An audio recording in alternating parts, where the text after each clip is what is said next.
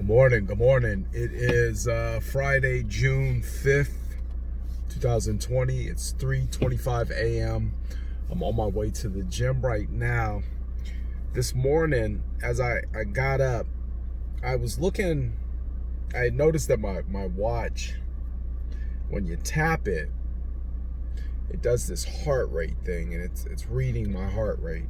But I looked at it because I was like, wow, that's new. I didn't notice that. I had it on this setting the whole time, and I didn't know that. I love the look of it because it's just a big heart right there. But you tap it, it starts reading your heart rate. But then I was looking at, let me take it off. I was looking at this band that I had bought. I was looking at this band I had bought. And I was thinking how much I hated this little tab right here. This is it's a big watch. This is probably a woman's band, maybe, because the tip right here is a rose gold. It's a rose gold, and I have a black one. I have a flat black one that I really like, and I tried to take it off, and I couldn't take it off. And I wanted to swap it out and take this rose gold one off and trash it and put the black one on here. But I was looking at it this morning, and I was admiring the features, and I was admiring the band. And then I started thinking about how much I wanted this watch. I mean, it's not the most expensive watch, but I've done my research. I did the reviews. I justified the expense. And I wanted this watch. I watched this watch and studied this watch long before I ever purchased this watch. And I happened to get it. It's the top of the line. And I happened to get it at a great deal because somebody else didn't want it. And as I'm sitting there looking at it, my thought process is, you got this watch that you really wanted. And then my thought process started going to a lot of things. It says, you've got a lot of things that you wanted.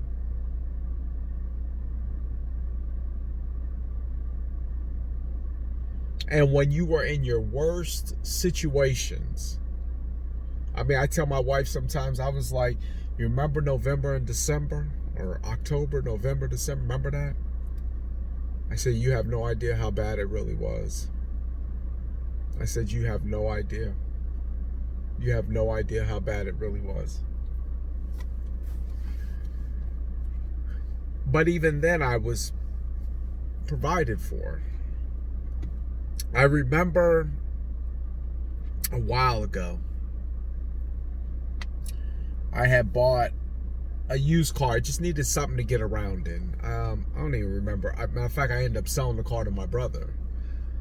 But I bought this used car. I think it was like a Dodge Stratus, or just to give you an idea how long ago that was, a Dodge Stratus or something like that. And it looked like somebody had not really had it professionally painted, but they had just kind of, I mean, it looked fine. They had painted it. The interior was clean. And I remember I would clean that car. I would clean that car up. I'd always keep it clean. I'd vacuum it. That's one thing about me. I love a car that's vacuumed and clean. Even if the outside ain't clean, the inside's got to be clean. There's air fresheners in here. There's bags to put trash in. You know, I don't like stuff on the floor. I like everything organized where it needs to be. And I would vacuum that car, and I would clean that car, and I'd get oil changes when they need to be gotten. And then I remember I was looking through online, and this car had came up. And it was a Cadillac. It was a CTS. And I remember I had enough money saved that just one day I went down to the dealership, paid cash for the car, drove it off. In the meantime, negotiated the deal with my brother, sold him the other car. I drove off with the Cadillac, got the car I wanted.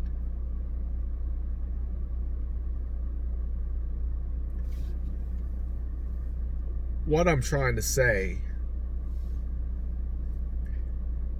is you have no idea when your blessing's gonna happen. You really don't, and that's kind of the beauty of things. You really have no idea when it's gonna happen. But put it like this: if you knew you were gonna have a surprise birthday party, would it be a very big surprise? Would it be as exciting as walking in the door and everybody jumping out yelling surprise? You just never know when it's gonna happen.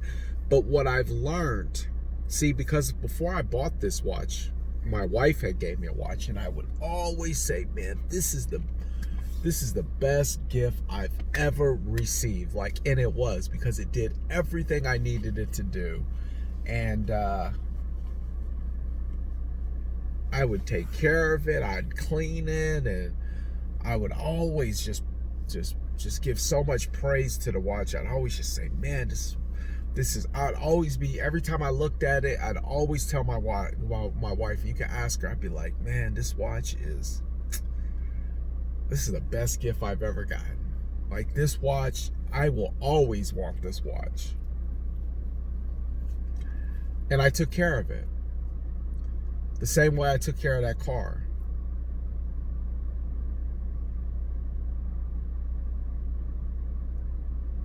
And I was always rewarded. Matter of fact, the car that I had sold to my brother offset the cost of the car that I had bought, that I wanted.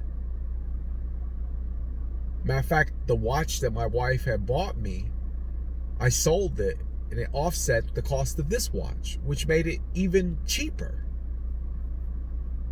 and allowed me to buy a couple interchangeable bands.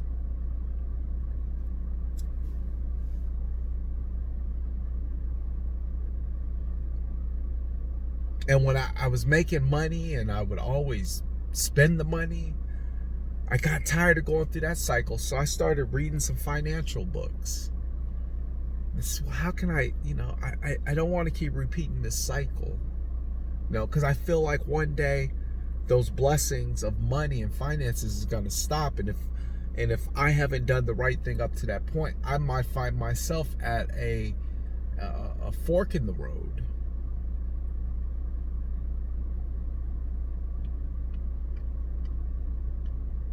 And now we have money in the bank. I told my wife, I said, look, I said, sweetie, I said, from where we was at to where we came from, and I'm simply reflecting. I'm not saying we've even reached the point that we're going to be at, or that we need to be at, or that we'll ever reach that point, or we'll just keep climbing until the point we just die.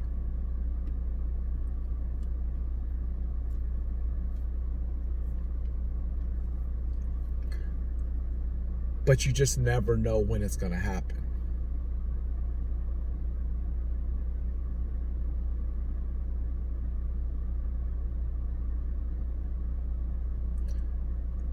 The point I'm making is you have to take care of the things that you have. You have to be grateful for the things that you have. You have to honor the things that you have. Things or people. That's the only way that you make room for more. I remember I had went without buying. I kept saying this. I as I was losing weight and my body was transforming and just metamorphosing into this body that I am in now. I was getting rid of clothes. I was clearing out my closet. I had to clear out my closet because I couldn't. That stuff, if I put it on, it was just bags. It was huge. And I just would start one day. I'd just go in there and I'd start trying stuff on. If it didn't fit, throw it in the bag, because I never planned on putting the weight back on. Throw it in the bag, throw it in the bag. And when I looked in my closet, I didn't have nothing. I didn't have nothing but my workout clothes. I didn't have nothing.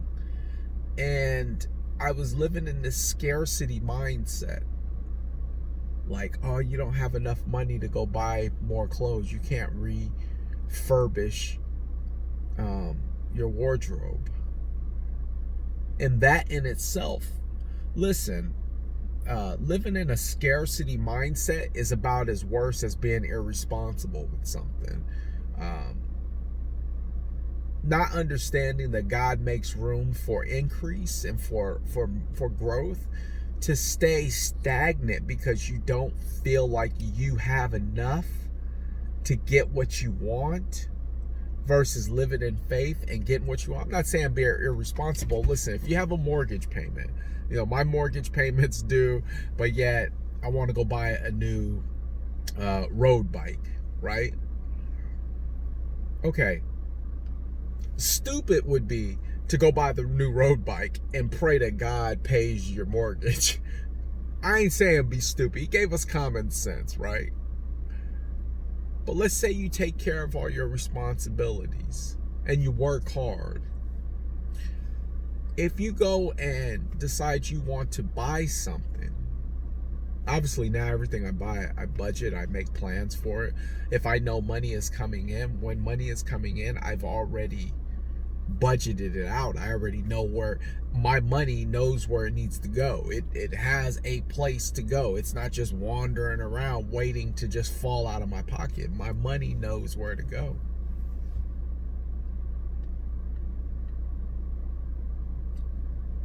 But I knew I needed clothes, but I was sitting there in a scarcity mindset saying, what if I buy the clothes and then I don't have enough money to do this?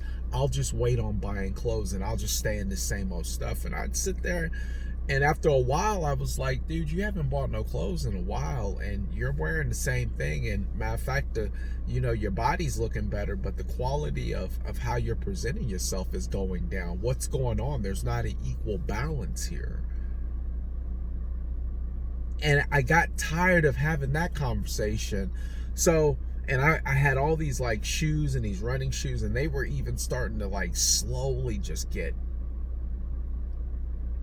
toe up. In fact, I'm gonna go buy a pair of shoes today. They were just slowly, gradually, just when I look at them, I'm like, oh my God, they look so tough. They're bad when you don't even want to clean them anymore. When you first get shoes, you're just wiping them down. You're like, oh, look at this. But they get so bad that you just don't even wipe them down.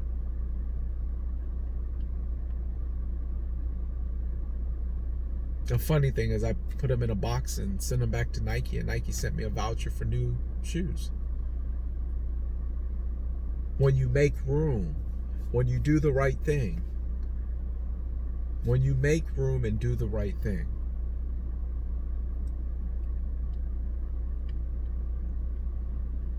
So I decided I'm gonna go get some company shirts made. So I had company shirts made.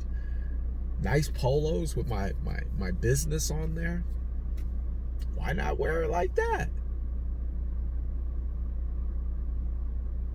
Then another check came in. And another opportunity came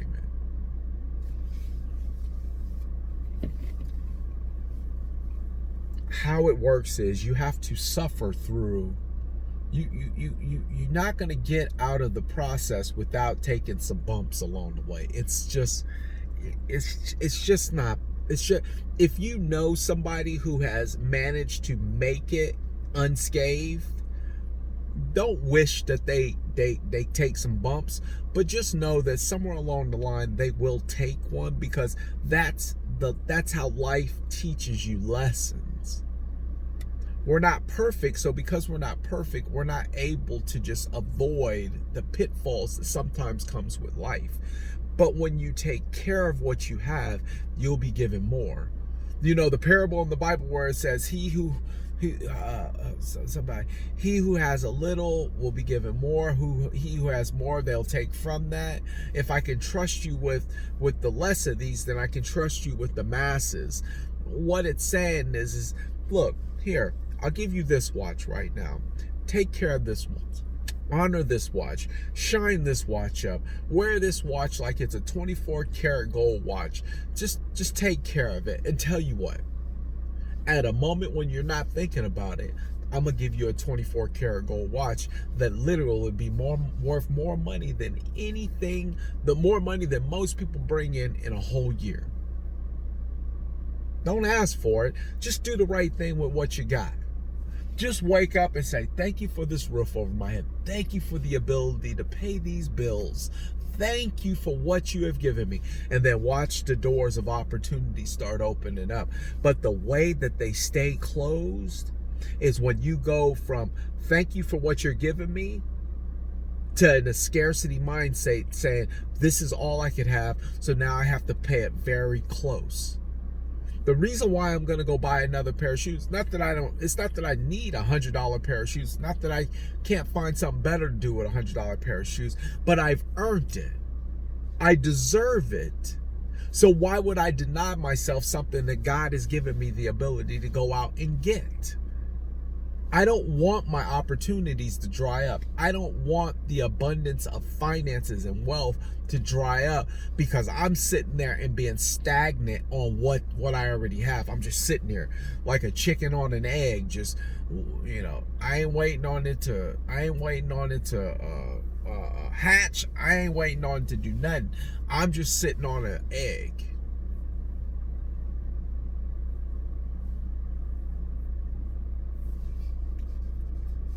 And that's not how the gates of abundance open up. The car I'm sitting in right now, we pay cash for this. We're not rich by any standards. Will we be rich? 100%. It's in my DNA. I've been talking about being a multi-millionaire since I don't know, 12, 13. And I was role modeling my life after drug dealers and pimps then. How much more can I get now that I know God? That I'm following in the footsteps of businessmen who've already done it. It's not a matter of if, it's a matter of when. Because it will happen. And slowly, every day as I make new decisions, I start seeing opportunities open. Slowly, every day as I start designing the perfect life that God intended to me, I see opportunities start to happen. Slowly, as I live this thing called life and I accept what happens, opportunities start to happen. When I start challenging myself, opportunities start to happen. When I start opening up and saying enough with the same old same, things start to happen. Things start to happen. And you know what? When things start to happen, they just keep going.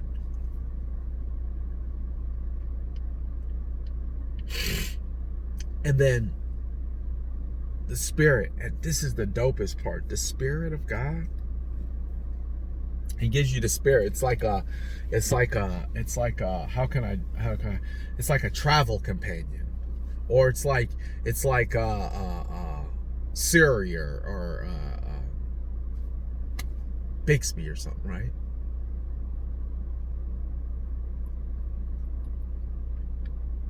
Or it's Google Maps. It's this internal companion that is constantly talking to you and guiding you and directing you and saying, go do this, go do that. You'll be all right. Don't worry about it. Go buy the shoes. You go buy them shoes. I tell my wife all the time, I said, do for you. I said, put yourself ahead of us.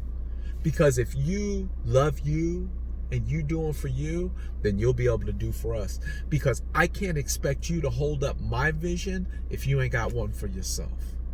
I can't expect you to understand my growth and my financial well-being and my faith well-being and my personal well-being if you take no pride in your faith, your finances, and in your personal well-being. When you start doing that, then we have a deeper appreciation for one another, which will allow us to grow from that, versus one person trying to hold the other person back because there's a lack of understanding about, why are you trying to outgrow me, as if you're trying to do something to me versus do something for us. So start opening up your mind to the windows of opportunity that are right there in front of you. I thought that's the coolest thing, especially when you have some time, because I get, like, even this morning I may have walked around and did that, and I was having fun. I was probably just picking stuff up, like, okay, I think I tried, because I'm training for this triathlon, so I bought a couple pair of shorts and I was trying them on, and I was like, I was prepared to keep everything, but I was trying them on. I was like, yeah, these ones don't fit right. I don't really like these ones. I like that one. I was like, boom, I'll take that back. That's more money I get back in my pocket because I don't need it. Go buy some shoes.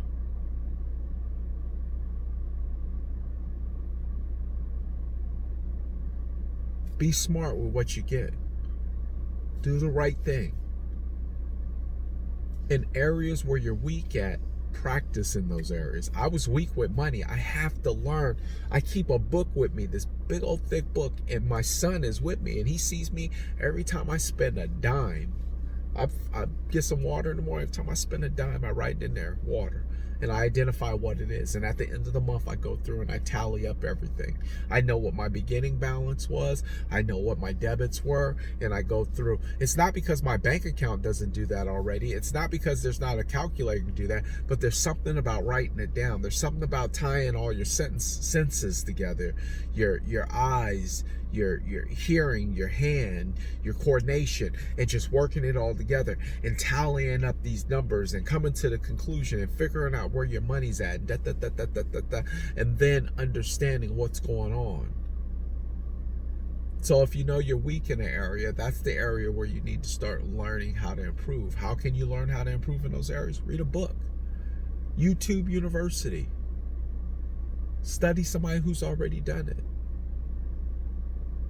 It's real simple. The thing is, we like to overcomplicate things. And the fact of the matter is,